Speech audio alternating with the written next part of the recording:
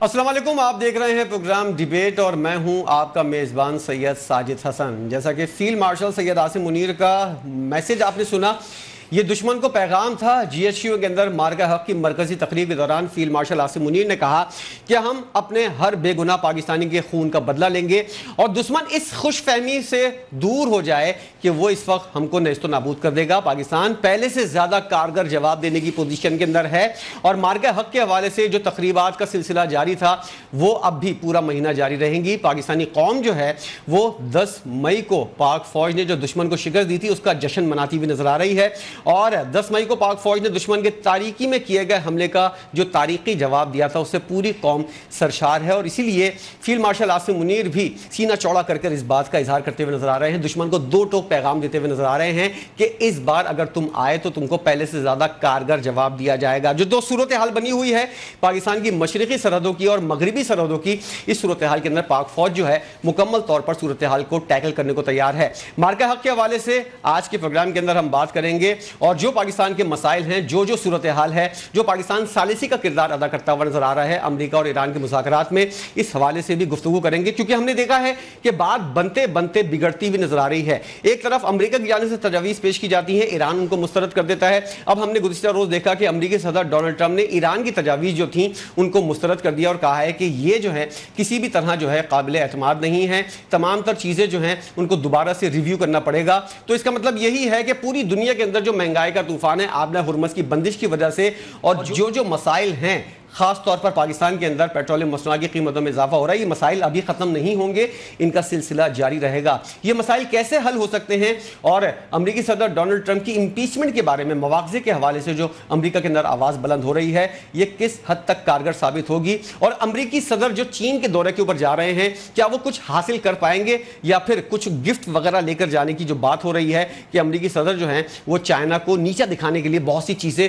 बहुत से दावे करने को तैयार थे, लेकिन अब उनकी बास्केट जो है बिल्कुल खाली नजर आ रही है। इसके ऊपर आज के प्रोग्राम के अंदर हम बात करेंगे। प्रोग्राम की शुरू से आपको तारुफ कराता चलूं, डॉक्टर मुनव्वर हुसैन माहिर बैनुल-अक़वामी उमूर हमारे साथ अभी मौजूद हैं, जबकि प्रोग्राम में आगे चलकर हमको मंसूर जाफर साहब माहिर उमूर मशरिक़ वस्ता हमको ज्वाइन करेंगे। डॉक्टर साहब, जिस तरह का एक साल मुकम्मल हुआ है और पाकिस्तान ने मुंह तोड़ जवाब दिया है अपने असली दुश्मन भारत को, एक साल हो गया है मार्का हक की फतह को, कैसे देख रहे हैं इस फतह के दिन को और पाकिस्तान के अंदर जिस तरह जश्न मनाया जा रहा है? साजिद भाई, पहले तो बहुत शुक्रिया आपको, आपकी टीम को, आपके देखने वालों को बहुत सलाम। देखें, ये फाइनेस्ट आवर है in the history of Pakistan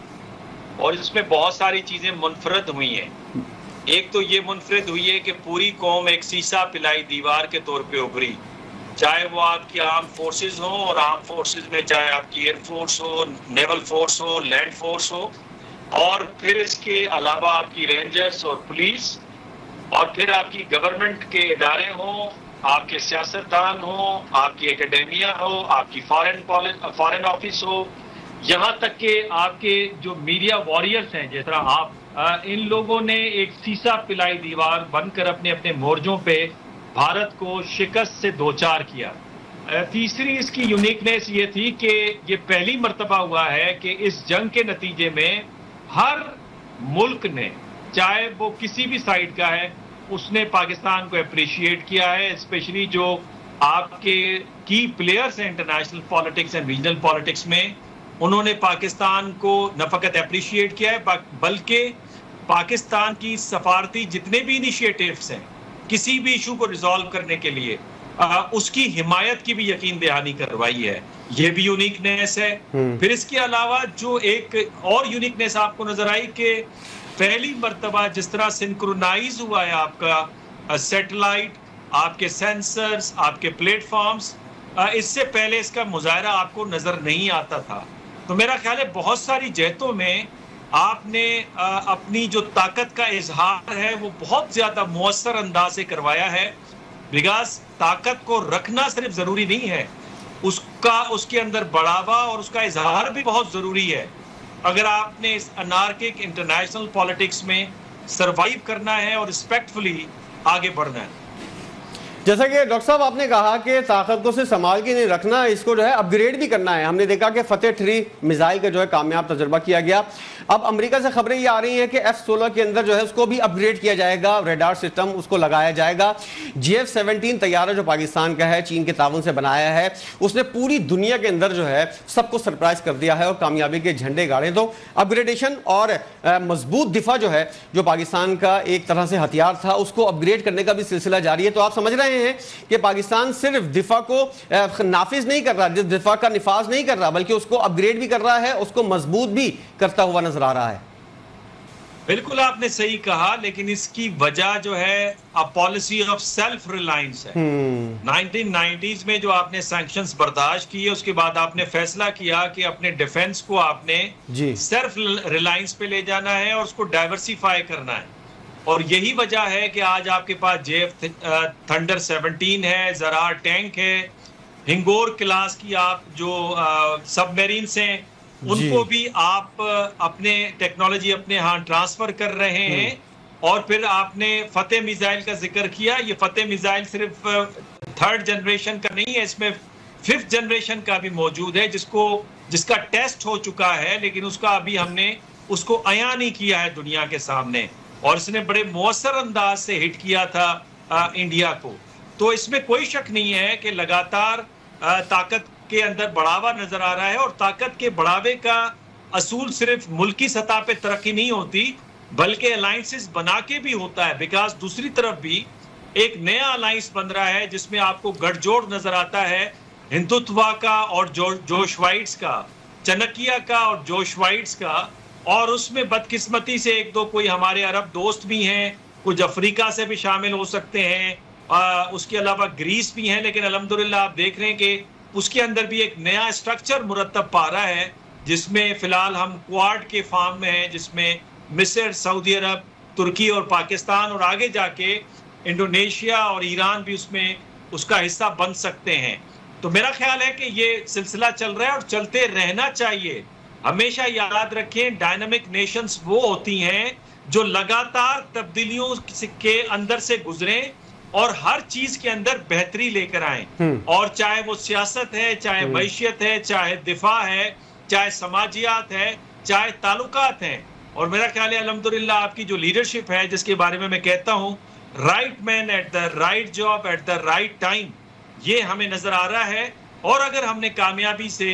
reform कर लेते हैं, थारो structural reforms in all areas, in all domains, in all structures, तो फर्दर आप देखेंगे कि दिन दुगनी और रात चुगनी हम इंशाल्लाह तरक्की करेंगे। डॉक्टर साहब, मगरबी और मशरकी दोनों सरहदों के ऊपर पाकिस्तान को यकीनी तौर पर, जैसा कि आपने कहा, कि मोहतात रहना चाहिए। इंडिया जो है वो प्रॉक्सी के जरिए, अफगानिस्तान के जरिए भी असरअंदाज हो रहा है। और ये बात अब साबित हो चुकी है डॉक्टर साहब कि अफगानिस्तान के अंदर जो प्रॉक्सी यूज हो रही हैं उसके अंदर इंडिया का तो किरदार है ही, इसराइल का भी किरदार है। और वहां पर आपको पता है कि जो लोग बैठे हुए हैं, फितनाल खवारिज और फितनाल हिंदुस्तान, वो जो हैं वो डॉलर के ऊपर कुछ भी करने को तैयार हैं। तो पाकिस्तान को अब क्या तरीका इख्तियार करना चाहिए? मगरबी सरहद और मशरकी सरहद दोनों तरफ से पाकिस्तान को अगर खतरा है तो, और इसराइल का भी खतरा है, ईरान की सरहद भी इस वक्त जो है वो सेंसिटिव पोजीशन के अंदर है। तो जो सूरत हाल बनती हुई नजर आ रही है, तो पाकिस्तान की क़यादत जो है उसको आप क्या मशवरा देंगे कि दोनों सरहदों के ऊपर अपने आप को टैकल करने के लिए तमाम तर चीज़ों को किस तरह की सूरत हाल अपनानी चाहिए? रियासती सतह पे तो आप कामयाब नजर आ रहे हैं। आपने अफगानिस्तान में भी दहशतगर्द की कमर तोड़ दी है। ये जो ऑपरेशन गज़बुल हक रहा, ये बड़ा कामयाब नजर आया आपको। अदरवाइज ये ईरान जंग के अंदर ये बॉर्डर आपके बड़े सॉफ्ट होते, यहाँ से पेनिट्रेशन होती, ईरान के साथ ताल्लुकात आपके खराब होते। ये भी आपने बजा तौर पे फरमाया कि इजराइल और इंडिया, इन दोनों का गठजोड़ नजर आता है। और ये रिकॉर्ड के ऊपर बात है, ये खुद इंडिया के रिटायर्ड मेजर और रिटायर्ड कर्नल जैसे रमेश पवार टाइप, वो कहते हैं कि फाइनेंशियल हेल्प दे रहे हैं हम इनको और इजराइल टेक्नोलॉजिकल हेल्प दे रहा है। इससे पहले फेटफ की रिपोर्ट हमारे सामने नजर आई और नफ्ताली बेनेट जो ex prime minister of Israel हैं और अपोजिशन लीडर हैं, और नेतन्याहू, इनके बयानात भी हमारे सामने। तो चीजें तो बड़ी वाज़ेह हैं, लेकिन आपकी अल्हम्दुलिल्लाह फोर्स में इतना दमखम है और प्रोफेशनली बैटल हार्डन फोर्स है, और जो लीडरशिप है वो बहुत ज्यादा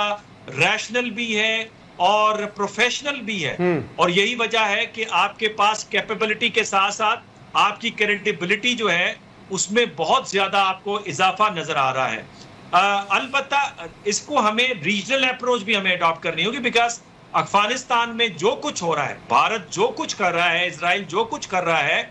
उससे सिर्फ पाकिस्तान को खतरा नहीं है, उससे चाइना को खतरा है, सेंट्रल एशिया को खतरा है, रशिया को खतरा है, ईरान को खतरा है। तो लिहाजा उसके लिए एक तो रीजनल अप्रोच हमने अडॉप्ट की और फर्दर हमें लेके जाना पड़ेगी। और यहां तक जो हमारे स्ट्रेटेजिक पार्टनर्स हैं लाइक सऊदी अरब, तुर्की वगैरह, उनको भी ऑन बोर्ड हमें रखना होगा। बैनुल अक़वामी सतह के ऊपर हमारे पास जो इदारे हैं, मल्टीलैटरल फोरम्स हैं, जैसे यूनाइटेड नेशन है, उसमें जो टेररिज्म की कमेटी है उसको पाकिस्तानी लीड कर रहा है। सिक्योरिटी काउंसिल में माशाल्लाह आप अच्छी पोजीशन के ऊपर हैं। और इसके अलावा जिस तरह से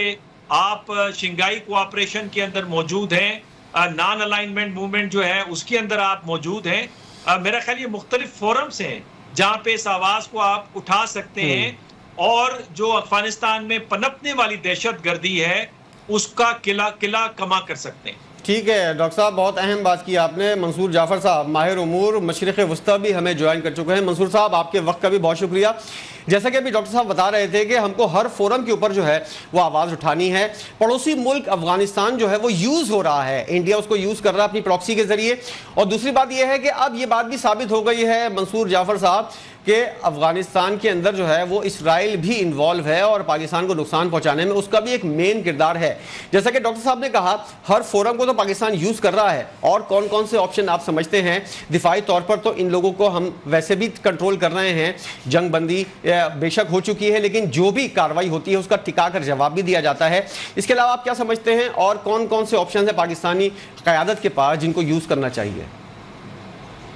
ये यकीनन इस वक्त इसराइल का एक नेक्सस इस खत्ते के अंदर मौजूद है। और ख़ासतौर पे माजी में अगर आपको याद हो तो ये जो हनूद यहूद गठजोड़ की एक टर्म है, ये वैसे ही इन्वॉल्व नहीं हुई, इसका बाकायदा एक रैशनल है और एक पूरी हिस्ट्री है। कश्मीर के अंदर आपके इल्म में होगा कि खुद इसराइली कमांडो जो हैं वहाँ की जो मकामी एक तहरीक आज़ादी है उसे कुचलने के लिए इस्तेमाल किए जाते रहे। और ख़ुद भारत ने जिस अंदाज से पूरा सर्विलेंस का नेटवर्क जो है वो इसराइल से ख़रीद रखा है, यकीनन वो अब इस वक्त अफगानिस्तान में बरूए कार लाया जा रहा है। और वहाँ पे भी बहुत सारे इसराइली इक्विपमेंट समेत और उनकी जो टेक्नोलॉजी और उनकी जो तरबियत है वो भी वहाँ के जो इस वक्त इंतहा पसंद हल्के हैं उनको नरिश करने के लिए इस्तेमाल की जा रही है। यकीनन पाकिस्तान के सिक्योरिटी इदारे और पाकिस्तान के जो पॉलिसी साज इंस्टीट्यूशंस हैं वो इस पूरी सूरत हाल से बाखबर भी हैं और इसको काउंटर करने के हवाले से उनके पास एक हिकमत अमली भी मौजूद है। लेकिन कुछ चीज़ें हैं कि जो पब्लिकली डिक्लेयर करना मुनासिब होता है और कुछ चीज़ें हैं कि जिनको बैक एंड पे यकीनन एक्सप्लॉइट किया जाता है, एग्जीक्यूट किया जाता है। और यही वजह है कि आपने देखा कि इस वक्त इस पूरे एपिसोड को ख़ासतौर पे इस वक्त जो पाकिस्तान जिस तरीके से दुनिया की लाइमलाइट में आया है, ख़ासतौर पे अपने सालिसी के रोल के हवाले से, तो ये यकीनन ना तो भारत को एक आंख भाता है और ना ही इसी तरीके से इसराइल इस बात पर खुश है। अगरचे इसराइल की मजबूरी है कि वो इस वक्त अमेरिका को फोर फ्रंट पे रख के इस बारे में बराह रास्त लबकुशाई जो है या कोई बात करने की जरूरत नहीं रखता। लेकिन हकीकी मानों में पाकिस्तान का जो मसला फ़लस्तीन के हवाले से जो मुसलमा मौक़िफ़ है वो भी इसराइल के लिए नाकाबिल कबूल है। और इसराइल ने माजी में भी बहुत सारे ऐसे एफर्ट्स भी किए हैं, कोशिशें भी की हैं कि जिसमें इवन हमारे जो न्यूक्लियर प्रोग्राम है उसको भी सबोताज करने के हवाले से कुछ ऐसी कार्रवाइयाँ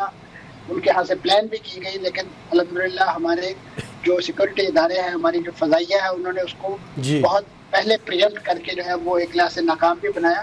तो पाकिस्तानी हुकूमत के पास यकीनन जो इस वक्त आलमी प्लेटफॉर्म्स मौजूद है, जिस तरीके से माजी में जो भारत के अंदर की तरफ से की जाने वाली अंदरून मुल्क दहशत गर्दी थी उसका एक पूरा डोजियर बना के अक़वाम मुत्तहिदा के प्लेटफॉर्म पे दिया। और वहाँ पे उस वक्त डॉक्टर मलिहा लोधी हमारी सफ़ीर हुआ करती थी, उन्होंने बड़ा वेहमनेंटली उसको जो है प्लीड किया और उस हवाले से इंडिया के खिलाफ एक राय अम्मा जो हमवार हुई। अब यकीनन पाकिस्तान को एक और एज हासिल है कि पाकिस्तान उस नॉन परमानेंट मेंबर भी है सिक्योरिटी काउंसिल का और वहाँ पे अपनी इफेक्टिव डिप्लोमेसी के जरिए अपने इस काज के लिए या इस इशू के लिए बहुत सारी इंटरनेशनल सपोर्ट भी हासिल कर सकता है। और बिलखसूस इस अमेरिका इसराइल जंग के बाद अरब दुनिया पर भी वाज़ेह हो गया कि खित्ते में कौन उनका दोस्त है और कौन दुश्मन है। और वहाँ पे भी जिस अंदाज से खलीज के अंदर बाज़ मुल्कों के अंदर इस तरह इसराइली इन्फ्लुएंस और इसराइली उनकी इंटेलिजेंस और उनकी जो सर्विलियंस बहुत ज़्यादा बढ़ती जा रही है, वो भी उनके लिए एक मैं समझता हूँ आई ओपनर होनी चाहिए, क्योंकि हमारे पड़ोस में इसी मोसाद, इसी इसराइल की इंटेलिजेंस ने जितने बड़े पैमाने पे तबाही और बर्बादी बर्पा की है, तो वहाँ की मजहबी, सियासी और अस्करी क़यादत को इन वन गो जो है इन ताराज कर दिया गया। तो ये तमाम वो एजेंडा है, और उसके साथ साथ खास तौर पे जो खित्ते के अंदर जहाँ जहाँ पे भी मुजाहमत का प्रोजेक्ट है, वो लबनान में सरगर्म है, यमन में सरगर्म है। मैं आऊंगा मंसूर साहब उस पर, लेकिन आपने जो बात की है ना कि सालिसी के किरदार से दोनों ममालिक जो हैं वो पाकिस्तान से जो हैं वो जरा सा चिड़े हुए हैं, लेकिन एक और चीज़ है सी पैक, इसकी तामीर भी दोनों ममालिक यानी कि इसराइल और इंडिया दोनों को खलती है। अब पाकिस्तान को इसराइल के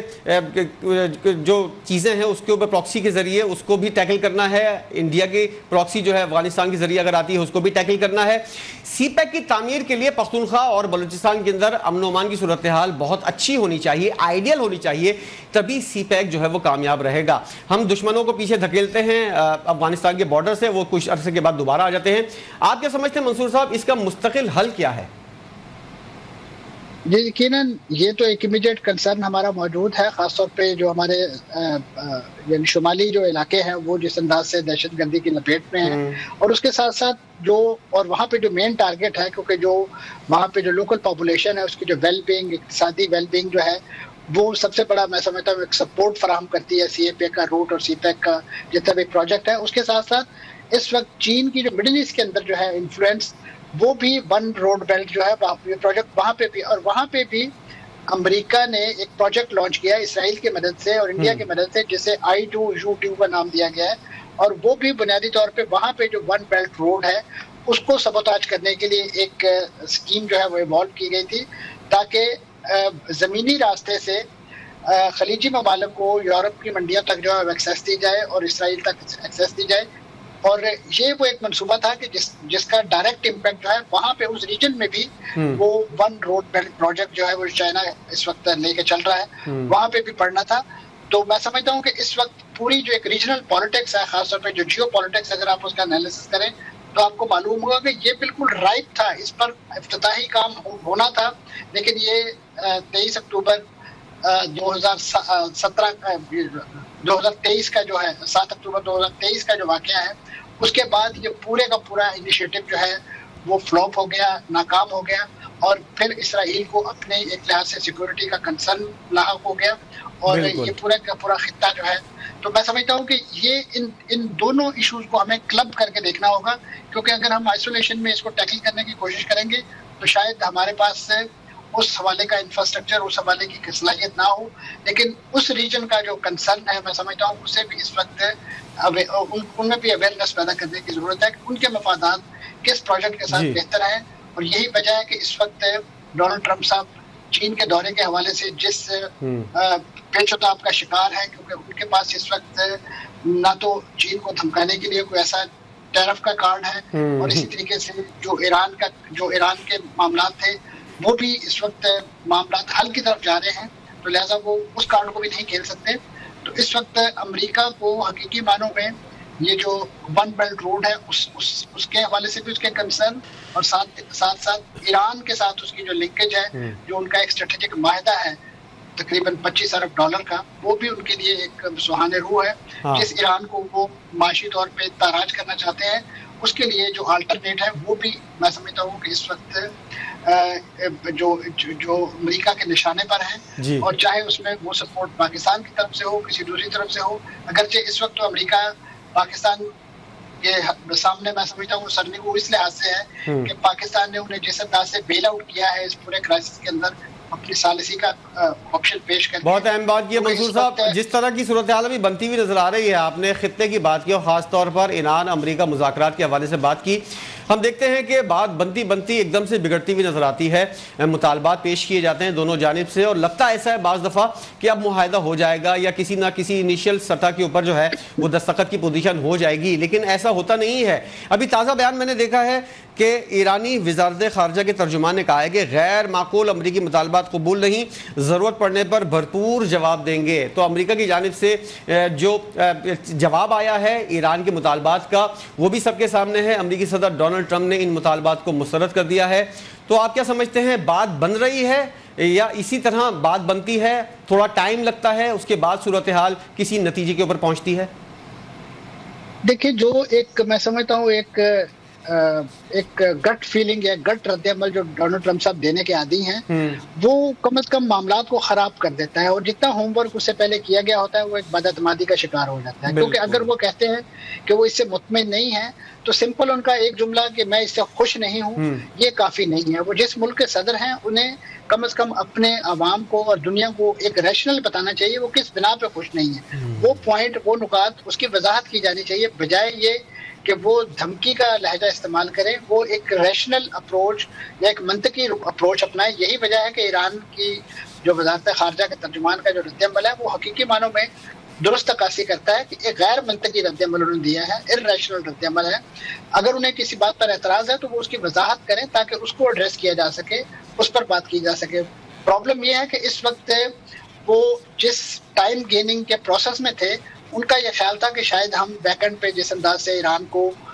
उसकी मईशत को क्रिपल करने के लिए उनके जो नाकाबंदी कर रखी है उसके नतीजे में ईरान बहुत ही निचले बैठ जाएगा और वो आमन्नामा सदकना कहते हुए अमरीकी मुतालबात जो है उसको तस्लीम कर लेगा। तो ईरान ने कहा है कि हमने कोई भीख नहीं मांगी है, हमने कोई खैरात नहीं मांगी है, हमने अपना जो कौमी वक़ार है, जो कौमी हकूक़ हैं उन्हीं का मुतालबा किया है और इस हवाले से जौहरी तवानाई के हवाले से उनका हक है, फिर इसी तरीके से जो पाबंदियाँ उन पर आयद हैं उसके खात्मे के हवाले से, और सो मच सो कि जिस चीज़ को इस वक्त सबसे बड़ा इशू बना के पेश किया गया आब नाए हुर्मुज़ का जो बंदिश और उसके जवाब में खुद ब्लॉकेड, मैं समझता हूँ कि वो इस वक्त सुहाने रूह है अमेरिका के लिए कि जिस चीज़ को या जिन डिक्लेयर्ड एजेंडे के तहत उन्होंने जंग शुरू की थी अब वो तो सारे के सारे बैक बर्नर पे चले गए हैं। उसमें जौहरी प्रोग्राम भी पीछे चला गया है। अब ईरान का मुतालबा तो यही है कि ठीक है, हम रेसिप्रोकल बेसिस पे ये दोनों आप बंदिश खत्म कीजिए अपनी और हम आप नाए हुर्मुज़ को खोल देते हैं और उसके बाद जो एक टाइमलाइन तय कर ली जाए। ईरान तो उसके लिए 30 दिन का मुद्दत देने को तैयार है जबकि अमेरिका उसके लिए 2 माह का वक्त देने के लिए तैयार है। तो असल इशू यही है कि इस वक्त चीन जाने से पहले डोनाल्ड ट्रंप साहब कोई ऐसा तासुर नहीं देना चाहते कि जिसमें लगे कि वो ईरान के सामने जो है उन्होंने कोई घुटने टेक दिए हैं या उनके मुतालबात जो है वो तस्लीम कर लिए हैं। इस आवाज़ में वो अकेले नहीं है, उनके साथ जो नेतन्याहू है उन्होंने भी अपनी आवाज़ मिलाई है और उन्होंने एक हालिया इंटरव्यू में इस हद तक धमकी दी है कि जो ईरान का जो अफसूदा यूरेनियम है वो हम किसी को हासिल नहीं करने देंगे। और फिर डोनाल्ड ट्रंप साहब ने खुद सदर ट्रंप ने भी इस हवाले से अभी बयान भी दिया है। आपने हुर्मुज़ के साथ साथ ये मामला भी मंसूर साहब जिस तरह अहमियत का हामिल है अफसूदा यूरेनियम का, अभी हाल ही में बयान दिया सदर ट्रंप ने और वाज़े तौर पर ईरान को खबरदार किया है, कहा है कि वो उसे किसी सूरत जौहरी हथियार रखने की इजाज़त नहीं देंगे और अमरीका ईरान से उसकी अफसूदा यूरेनियम हासिल करके रहेगा। तो इसका तरीक़ाकार क्या होगा, इस तरीक़ाकार के ऊपर एतराज़ किया जा रहा है या फिर ईरान अपनी अफसूदा यूरेनियम अमरीका को देने को तैयार नहीं है? असल डेडलॉक है किस बात के ऊपर?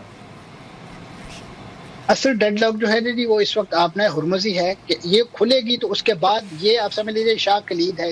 इस पूरे इशू को हल करने के लिए, ये मास्टर की है। जब तक ये इस्तेमाल नहीं होगी उसके बाद दीगर तमाम मामलात पर जो है वो नेगोशिएशन ज़ाहिर वो मरहलावार होनी है। खासतौर पे अगर पाबंदियाँ हटनी है तो वो रातों रात नहीं हट सकती, कुछ कांग्रेस ने हटानी है, कुछ यूएन ने हटानी है, कुछ यूरोपीय यूनियन ने हटानी है। फिर इसी तरीके से जो जौहरी तवानाई का मामला है उसमें जो मॉरिटोरियम तय होना है कि जी वो 10 साल का होगा, 15 साल का होगा, वो इस फ्रेमवर्क के बाद ही बनेगा ना। लेकिन उससे पहले जो एतमाद साजी के लिए मराहल ईरान ने तय कर रखे हैं या दुनिया इस वक्त रैशनल समझती है वो यही है कि आप पहले आप नाए हुर्मुज़ खोलिए ताकि जो दुनिया को इस वक्त परेशानी है वो तो खत्म हो। ये बाकी चीजें तो बायलैटरल हैं, अमेरिका और इसराइल के साथ मिलकर है, उसका अगर कोई नुकसान होगा तो वो इन दोनों मुल्कों को होगा। लेकिन इस वक्त पूरी दुनिया को किस जुर्म की सजा दी जा रही है कि उनकी पूरी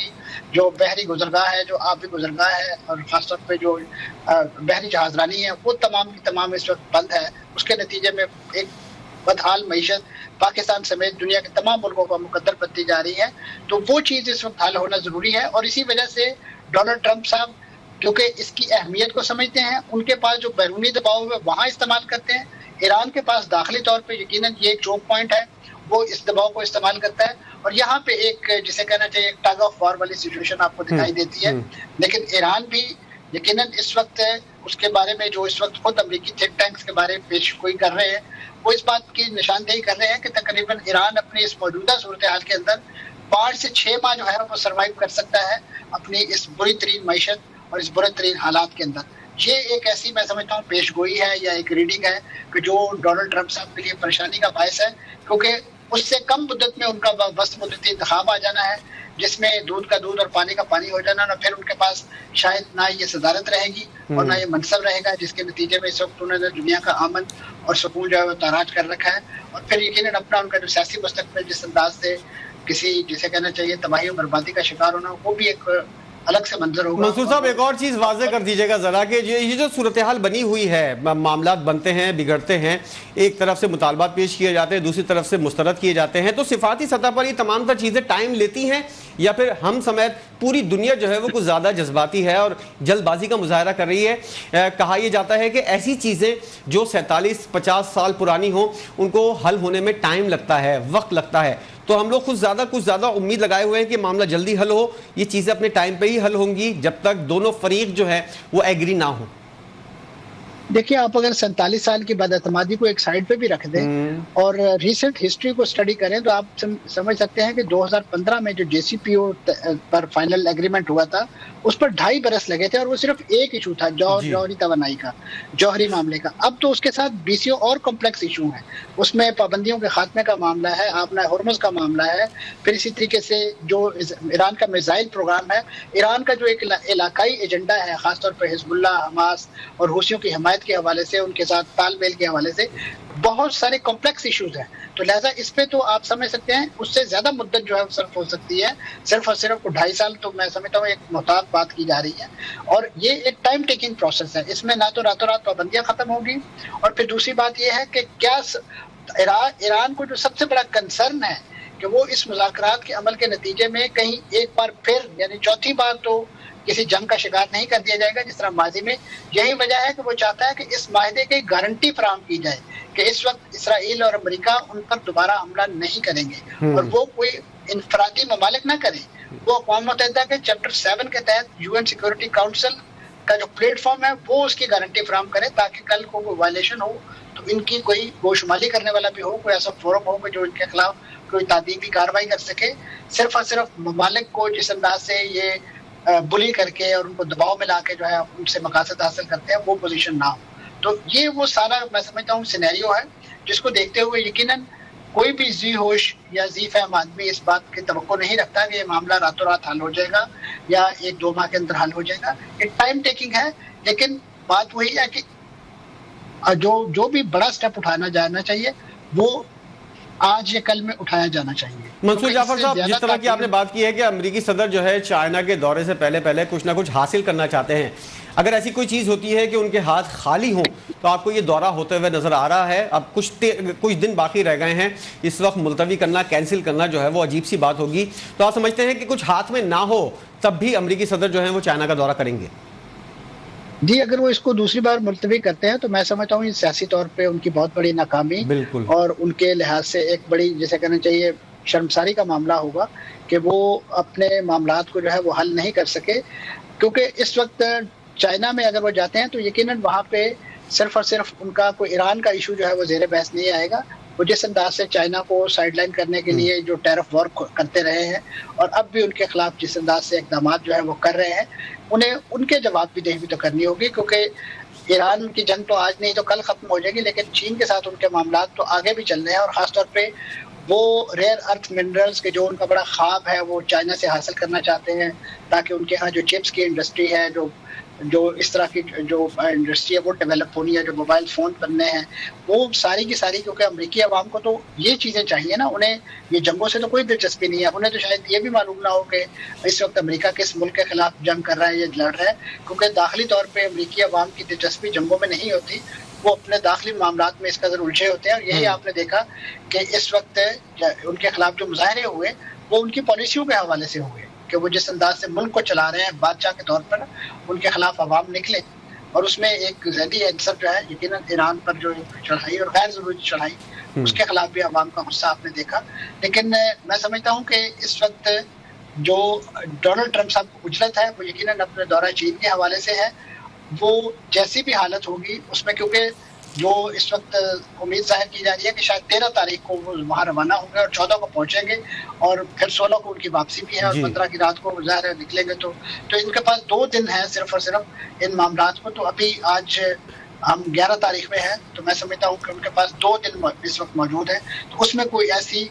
ब्रेक थ्रू सिर्फ और सिर्फ ऐसी सूरत में मुमकिन है कि आप नए हॉर्मुज़ खुले और उसके बाद चीन को वो ये खुशखबरी दें कि आपका जो कम से कम वेनेजुएला से आने वाला तेल हमने बंद करवाया था वो ईरान से अब दोबारा खुल गया है, तो आपको मुबारक हो। अब इसके नतीजे में आप हमें क्या ऑफर करते हैं, क्या देते हैं, हमारी क्या मेज़बानी करते हैं। अदरवाइज फिर डोनाल्ड ट्रंप और जो सदस्य हैं उनके साथ तस्वीरी सेशन होंगे और जैसे पोडियम पर आकर एक दूसरे के लिए खुशकुन जुमले, और यही होगा। और बैकएंड पे वो अपने मुल्क के लिए कोई ऐसी अचीवमेंट या कोई ऐसी चीज नहीं लेके आएंगे कि जिसकी इस वक्त उनके मुल्क के अवाम उनके इस दौरे से। मंसूर साहब, आखिरी सवाल आपसे कि जिस तरह आपने अभी बात की थी ना कि ईरान के पास 5-6 महीने हैं और अमेरिकी सदर के पास अब टाइम नहीं है, ये सूरत हाल उल्टी होती हुई नजर आ रही है। अमेरिकी सदर पहले कह रहे थे कि ईरान के पास टाइम नहीं है, हमारे पास बहुत टाइम है, लेकिन जो सूरत हाल बनती हुई नजर आ रही है इसके अंदर मुझे इम्पीचमेंट की बात आई जहन के अंदर। मवाखजा अगर होता है अमेरिकी सदर का, जैसे कि उसके इम्कानात भी काफ़ी ज़्यादा हैं और आप भी इस बात को इंडोर्स कर रहे थे, तो अगर मवाखजा होता है, इम्पीचमेंट होती है, तो क्या सूरत हाल रहेगी? क्या इनको अपनी कुर्सी छोड़नी पड़ेगी? और ऐसी कोई माहौल अमेरिका के अंदर आपको बनता हुआ नजर आ रहा है? जी, यकीनन आपके इल्म में है कि उससे पहले भी जो कॉन्स्टिट्यूशन की एक शायद आर्टिकल 25 है उसको इन्वोक करने के हवाले से बातें की जाती रही हैं और ऐसे मुतालबात खुद उनकी अपनी पार्टी के सेनेटर्स भी करते रहे हैं कि जिसमें उनकी ज़हनी सेहत के बारे में बात की जा रही है कि वो अपनी ज़हनी सेहत की इस हालत में नहीं है कि किसी मुल्क की सरबराही कर सके या ऐसे मनसब पर फायज रह सके। और उसके साथ साथ ये जो एक उनको दाखिली तौर पे जो एक इंतखाबी मार्का दरपेश है वो तो अपनी जगह यकीनन एक खुली किताब है और नविश्ता दीवार है कि उसमें शिकस्त उनका मुकद्दर है। और उसके बाद यकीनन जो पार्टी उनके सियासी मुखालिफ है वो उनको इम्पीच करने के हवाले से जो कानूनी कार्रवाई है, दस्तूरी मराहल है, वो यकीनन तय करेंगे। और उसके बाद डोनाल्ड ट्रंप साहब शायद दुनिया अमेरिका के शायद वाहिद सदर होंगे कि जिनको तीसरी बार इम्पीचमेंट का जो है वो सामना होगा। तो अब देखते हैं कि डोनाल्ड ट्रंप साहब हैट्रिक मुकम्मल करते हैं या उससे बचते हैं। मंसूर जाफर साहब, आपकी मौजूदगी का फायदा उठाते हुए मैं चाहूंगा कि 1 साल मुकम्मल हुआ है मार्का हक पाकिस्तान ने जो शानदार फतह हासिल की है, पूरा पाकिस्तान जो है वो खुश है कि पाकिस्तान ने अपने अजली दुश्मन को शिकस्त दी। उसकी 1 साल मुकम्मल होने पर पूरी कौम जो है वो जश्न भी मना रही है। इस मौके का फ़ायदा उठाते हुए आप कोई पैगाम देना चाहेंगे पाकिस्तानी क़यादत और पूरी कौम को? जी, पाकिस्तानी क़यादत ने और ख़ासतौर पे अस्करी और सियासी क़यादत के इत्तेहाद ने ही ये दिन दिखाए हैं और उससे बढ़कर अवाम का मैं समझता हूँ सब्र और हौसला और जज्बा कि उन्होंने जिस अंदाज से अपनी पाक फ़ौज के पुश्तबानी की और इस पूरे मरहले को और हकीकी मानों में इसको जो पिछले तकरीबन 2-3 दिन से जो इसकी एक सेलिब्रेशन जारी है वो दुनिया के सामने इस बात का पूरा बयान सबूत है कि पाकिस्तानी कौम जो है और पाकिस्तानी फ़ौज और पाकिस्तानी जो सियासी क़यादत है वो अपने हकूक़ का दिफा करना जानती है और ख़ासतौर पे अपनी जोग्राफी और नज़रियाती सरहदों के लिए पाक फ़ौज पर जो है जिस एतमाद का इजहार करती है वो फ़ौज जो है कमा हक को उस एतमाद पर पूरा उतरी है और आइंदा भी किसी ऐसी आजमाइश की सूरत में ऐसे किसी जारे मुल्क को जो है वो हकीकी मानों में छठी का दूध याद दिलाने की सलाहियत रखती है। बहुत शुक्रिया मंसूर जाफर साहब हमारे साथ मौजूद है, माहिर उमूर मशरिक़ वस्ता, और जो सूरत हाल ख़ित्ते की बनती हुई नज़र आ रही है और ख़ास तौर पर पाकिस्तान इस तमाम तर सूरत हाल में क्या कुछ हासिल कर सकता है और जो मशरिक़ी और मगरबी महाज के ऊपर पाकिस्तान को सूरत हाल दरपेश है, उस तमाम तर चीज़ों का आपने अहाता किया। प्रोग्राम में अभी एक ब्रेक शामिल करेंगे, उसके बाद गुफ्तगू के सिलसिले को आगे बढ़ाएंगे। हमारे साथ रहिएगा। ब्रेक के बाद आपको एक बार फिर खुशामदीद कहेंगे। बात हो रही है मार्का हक का 1 साल मुकम्मल होने की और फील्ड मार्शल आसिम मुनीर जिन्होंने GHQ में गुज़िश्ता रोज़ मरकज़ी तकरीब से खिताब किया और दुश्मन को वाज़ेह तौर पर दो टोक अल्फाज में पैगाम दिया कि हम अपने बेगुनाह पाकिस्तानियों के खून का बदला ज़रूर लेंगे, और दुश्मन अगर आजमाना चाहता है पाकिस्तानी फ़ौज को, पाकिस्तानी कौम को, तो बिल्कुल आजमा ले, हमेशा से पहले तैयार पाएगा और पहले से ज़्यादा मौसर और मुंह तोड़ जवाब दिया जाएगा। इसके अलावा ईरान अमेरिका जो सूरत हाल है, इसके ऊपर भी आज के इस प्रोग्राम के अंदर मजीद भी बात करेंगे, और तमाम तर सूरत हाल का अहाता करने के लिए हमारे साथ मौजूद है ब्रिगेडियर रिटायर्ड नादिर मीर साहब। आप दिफाई तज्ज़ियाकार हैं और खित्ते की जो ईरान अमेरिका मुज़ाकरात है उसके ऊपर और ख़ास तौर पर पाकिस्तान की जो सूरत हाल है उस पर आपकी काफ़ी गहरी नज़र है। ब्रिगेडियर साहब, बहुत शुक्रिया आपके वक्त का। जो वाज़ेह तौर पर पैगाम दिया गया है GHQ के अंदर फील्ड मार्शल आसिम मुनीर की जानिब से, यकीनी तौर पर पूरी कौम जो है इस पैगाम की पजीराई कर रही है और दुनिया भर में इस पैगाम को देखा, सुना और समझा गया है। भारत को क्या मैसेज गया होगा, और पाकिस्तानी कौम तो खुशी से सरशार है कि पाकिस्तानी फौज जो है मुंह तोड़ जवाब देने के लिए हर लम्हा तैयार है। कैसे देख रहे हैं इस मैसेज को आप? पाकिस्तान का मैसेज लाउड एंड क्लियर है, और अगर पाकिस्तान के खिलाफ भारत ने मजीद कोई मिस एडवेंचर या कोई इस तरह की कार्रवाई जो उसने सिंदूर की थी, जिसको वो पिछले साल 1 साल पहले उसने हमाकत की, जियो पॉलिटिकल ब्लंडर किया, तो पाकिस्तान ना सिर्फ अपना दिफा करेगा बल्कि Pakistan will strike back deep into India. Pakistan Bharat के खिलाफ बहुत सख्त कार्रवाई करेगा जिससे भारत का बहुत नुकसान होगा। एक तो ये तो भारत के लिए मैसेज है विच इज री इम्पोजिंग डेटरेंस प्रिवेल कर रही है ना इंडिया पाकिस्तान में, तो उसको दोबारा इंश्योर करना कि भारत ऐसी गलती ना करे। नंबर 1, पाकिस्तान के लोगों के लिए ये इंस्पिरेशन है, जोश है और ये कॉन्फिडेंस है कि पाकिस्तान अपना पूरा दिफा करेगा। पाकिस्तान की आर्म फोर्सेस रेडी हैं और उसके साथ पूरी कौम है पाकिस्तान के दिफा के लिए। और तीसरा ये कि दुनिया के लिए पैगाम है कि अगरचे पाकिस्तान अमन पसंद है, Pakistan is striving for piece in the world, जिस तरह आपने देखा अभी ग्लोबल मीडिएटर बना हुआ है पाकिस्तान ईरान अमेरिका की जंग में, लेकिन अगर पाकिस्तान के खिलाफ कोई कार्रवाई की गई भारत से तो उसका जवाब उधर भी मिलेगा, और अगर भारत ने दूसरा तरीका इस्तेमाल किया जो अफगानिस्तान से दहशतगर्द भेजता है तो इसका जवाब अफगानिस्तान के अंदर दहशतगर्दों को भी मिलेगा। मतलब टोटल पिक्चर ये है। तो this is Pakistan clear message, Pakistan will be defended. Pakistan का दिफा हर सूरत में हर तरीके से किया जाएगा, और खाली दिफा नहीं किया जाएगा, दुश्मन फिर जिधर होगा उसको तबाह भी किया जाएगा। ब्रिगेडियर साहब, जिस तरह की बात हो रही थी अब से थोड़ी देर पहले ब्रेक से पहले हमारे मेहमान हमसे ये बात कर रहे थे कि पाकिस्तान को मशरिकी और मगरिबी दोनों सरहदों के ऊपर जो है वो मुश्किलात का सामना है। इस तरफ से भी कोई शरारत हो सकती है, उस तरफ से तो होती ही रहती है। इस तमाम तर सूरत हाल के हवाले से पाकिस्तान मुख्तलिफ फोरम्स को भी यूज़ कर रहा है। अक़वाम मुत्तहिदा का एक फोरम है, OIC का है, इसके अलावा JCC का भी फोरम है। और कौन कौन से ऑप्शन है पाकिस्तान के पास ब्रिगेडियर साहब जो यूज़ कर सकता है, और बताए दुनिया भर की नजरें इस तरफ मबजूल करवाए कि अफगानिस्तान में सिर्फ इंडिया मामला को खराब नहीं कर रहा, प्रॉक्सी के जरिए पाकिस्तान की मुश्किलात में इजाफा नहीं कर रहा, बल्कि वहां पर इसराइल भी उसका भरपूर साथ दे रहा है, और 3 मुल्क मिलकर पाकिस्तान के खिलाफ साजिश करते हुए नजर आ रहे हैं। इस तमाम सा सूरत हाल के ऊपर दुनिया की नजर करवाना जरूरी है ताकि इन ममालिक को लगाम डाली जा सके। आप समझते हैं पाकिस्तान के पास और कोई ऑप्शन है जिसको यूज करना चाहिए? पहली बात तो यह है कि जो ग्राउंड रियलिटी है वो ये है कि भारत अफगानिस्तान की जो रजीम है काबुल की, उस पर मुख्तलिफ वजूहात की बिना पर असर रखता है बहुत ज़्यादा, और वहाँ पर ना सिर्फ अफगानिस्तान में जो दहशतगर्द तंजीमें हैं उनको इस्तेमाल कर रहा है, बल्कि अफगानिस्तान की रजीम यानी काबुल रजीम को भी इस्तेमाल कर रहा है पाकिस्तान के खिलाफ जारियत करने के लिए। अगरचे उसकी शक्ल अभी तक क्योंकि कमज़ोर है अफगानिस्तान फौजी ताकत के लिहाज से, तो वो दहशतगर्दी की शक्ल में नजर आती है। जब मशरक हमारे मगरबी सरहद पे, जबकि हमारी मशरकी सरहद जो इंडिया के साथ है, वहाँ इंडिया अपनी भरपूर ताकत ला के हमें दौस या इंटिमिडेशन या डराने की कोशिश करता है या जंग की कोशिश करता है, जिस तरह से पिछले साल की 1 साल पहले, और उसका बहुत नुकसान हुआ सिंदूर 1 के अंदर। तो ये सूरत हाल है। पाकिस्तान फेसेस अ कोलूसिव थ्रेट। कोलूसिव का मतलब है 2 फ्रंट, यानी कि 2 महाजों पे आपको, जो आपने सवाल बहुत अच्छा पूछा है वो, मगर इसमें ये चीज समझने की है कि मेन फ्रंट जो है वो इंडिया है, और अफगानिस्तान का जो फ्रंट है उसको भी इंडिया इस्तेमाल करा रहा है। अगरचे वहां उसमें रिजीम मिली हुई है, इस मौजूदा रिजीम या कम अज कम उसके कुछ अनासर इंडिया के साथ पूरी तरह मिले हुए हैं, तो उसके बावजूद मेन एनिमी जो है, जो कराने वाला है, वो इंडिया। ये तो भाई दूसरी बात, चूंकि जियोपॉलिटिक्स मेरा सब्जेक्ट है, मैं जरा इसको वजाहत कर दूं। बहुत से और लॉबीज होती हैं, वो है, उस पे आप ज्यादा उनके ऊपर ना जाएं। हमारा जो ज्यादा फोकस होना चाहिए वो इंडिया और अफगानिस्तान पे है। जहां तक इसराइल का तल्लक है, इसराइल के अपने इंटरेस्ट ज़ाहिर है, जिस तरह सारे दोनों ईरान के भी हैं और तुर्की के भी हैं हर जगह पे, लेकिन इसराइल का इस वक्त फोकस, क्योंकि एक जंग चल रही है उसकी ईरान के साथ और मिडल ईस्ट में, तो मेन फोकस उसका वहां पर है। एक तो ये, और पाकिस्तान के पास, जबकि ये जो आप कह रहे हैं यूनाइटेड नेशंस, OIC और दूसरी जो तंजीमें हैं, ये तो हैं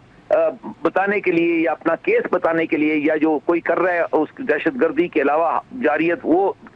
उसको बेनकाब करने के लिए, वहां तक तो ठीक है। लेकिन यहाँ इससे आगे इनका कोई रोल नहीं है कि ये जो जंगें होती हैं, ये जो वो आपकी ताकत, कौमी ताकत पे और अपनी कोशिश से जीती जाती हैं, और उसके लिए पाकिस्तान के पास बहुत बड़ा मौका आ गया है अल्लाह की बरकत से। वो ये है कि वेस्ट एशिया, मिडल ईस्ट या गल्फ, जो आप कहते हैं सारे एक ही नाम है,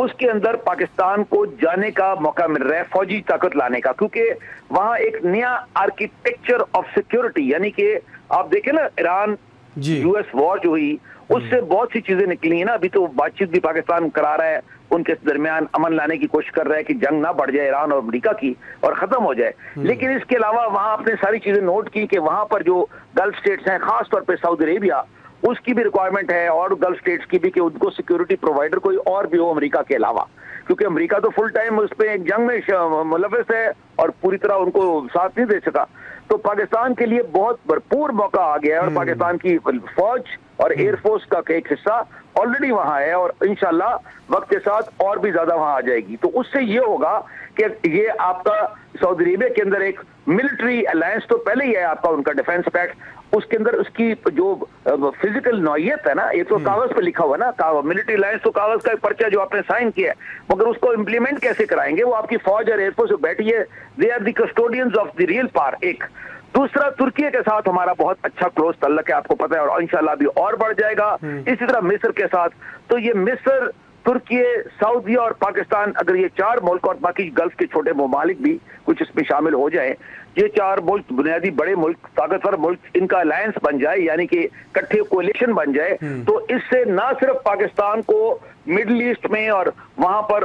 जो गल्फ है उसके अंदर बहुत बड़ी आपको कुव्वत बन जाएंगी और मिल जाएगी, एक दूसरे की कमियां और एक दूसरे की मदद कर सकते हैं। लेकिन इसके अलावा, क्योंकि आपके इनके साथ डिफेंस पैक्ट सऊदी के साथ हैं, तुर्की के साथ भी हो जाए, उनके साथ भी, तो फिर हम उनकी मदद करेंगे और उनसे मदद भी ले सकेंगे इंडिया के खिलाफ और अफगानिस्तान। साहब, आप नहीं समझते कि अब ये वक्त आ गया है, आप नहीं समझते कि वक्त आ गया है, अमेरिका ईरान के मुज़ाकरात या कोई मुआहिदा हतमी शक्ल होती है तो उसके बाद एक अच्छा और बेहतरीन आइडियल मौका होगा कि पाकिस्तान जो है कश्मीर का जो मसला है उसको हल करवाने के लिए अमेरिका को बीच में डाले, जिस तरह का अमेरिकी सदर पहले भी कह चुके थे कि ये मसला जो इस तनाज़ा हल करने के लिए मैं सालिसी की पेशकश करता हूं, लेकिन इंडिया ने इसको रिजेक्ट किया। अब जब ये मसला हल हो सकता है, इतना बड़ा मसला ईरान अमेरिका का मामला, इसराइल का, तो ये इसके बाद आइडियल मौका नहीं होगा कि पाकिस्तान अमेरिका को बीच में लाए और भाई कहे कि ये तमाम तर मसाइल की जड़ जो है ये मसला है, इसको हल करवाने के लिए आप सालिसी करें, तो क्या अमेरिका इनकार करेगा?